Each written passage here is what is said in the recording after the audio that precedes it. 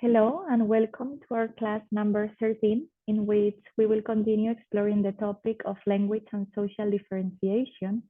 Today we will focus on language and race in the US public sphere. To reflect about this, we will work with the book Articulate While Black, Barack Obama, Language and Race in the US, written by Samy Alim, professor at UCLA in California, and Geneva Smitherman, professor at Michigan State University. They start the book with a quote by Barack Obama in which he explains how in school as a kid, he soon found out that children were sitting in different places according to their race and ethnic identity, and he saw that he had to make some choices.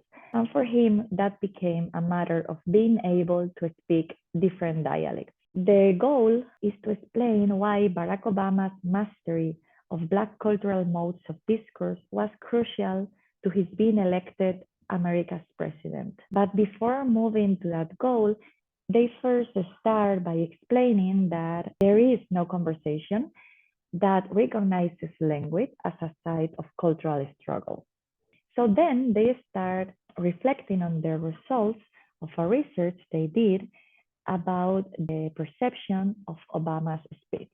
In this research, they surveyed and interviewed a lot of people, asking them to describe Obama's language and to share their opinion about it. What they found out is that the word used most frequently was eloquent, but also clear, careful, deliberate, inspiring, empowering, motivating. So what they saw is that people with very different political ideologies shared an admiration towards Obama's linguistic practices. And for them, the key aspect of Obama's language practices that raises this broad idea of admiration is his ability to engage in what they call style shifting, which is very similar to what bilingual people do when they move from one language to another, when they translanguage, the ability they have to move between languages. So in this sense, a style shift is the ability to move in and out of linguistic styles. This ability is not unique for Obama because many Black Americans who travel in and out Black and white social worlds need to engage in style shifting daily. To give an example of Obama's ability to style shift, they talk about an episode that is recorded, I think you can watch it in YouTube, in which Obama is at a fast food restaurant and interacting with a Black cashier who offers him his change, which he declines, saying, "No, we're straight." Sorry, my pronunciation is not at all as Obama's and neither my style. But the key idea here is that in these three words, only three words, we already find three linguistic features that are characteristic of African American English. The use of na or no instead of no, the use of the word straight for okay, and the absence of copula, which would be instead of saying we are straight, saying we straight. What they demonstrate in this book is that Obama had a great mastery in standard white American English and also in African American modes of discourse. So it was the combination between the two that put most Americans at ease, that made most Americans comfortable.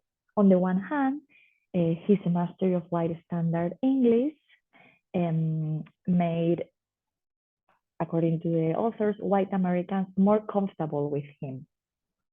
But also it made Black Americans more comfortable with him because the stereotypes that affect African American English and which with African American English is associated are also affect, of course, Black Americans who might perceive sounding too Black as something negative too.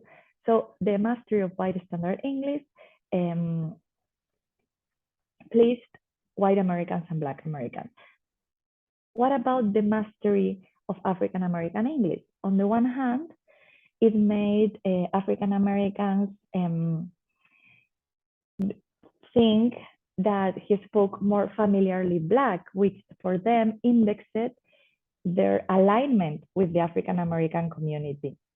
But also for white Americans, that was important because sounding familiarly Black make him sound more American and more Christian, and not a foreigner or African, for example, as some of the accusations that he received during the campaign.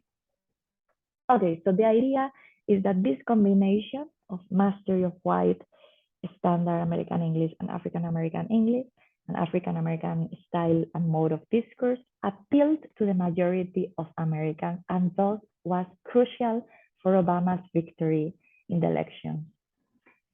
At the end, the main ideas that they defend in this work is that is the relationship between language, race, and power that we have started exploring since the last 3 weeks. So for them, it's important to highlight that style shifting that might appear simple, but is also loaded with very complex issues of identity and power. Because, for example, on the one hand, not everyone has access to both white and Black ways of speaking. And also, on the other hand, Barack Obama needed to sound white.